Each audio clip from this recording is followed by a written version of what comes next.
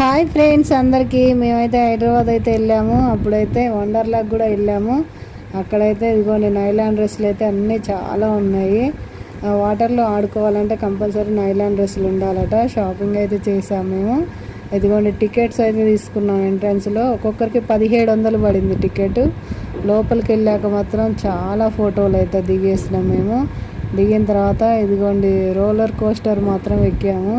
ఇది మాత్రం సూపర్ ఉందండి. అసలు ఏమో భయంగా ఉంది, సూపర్ ఉంది.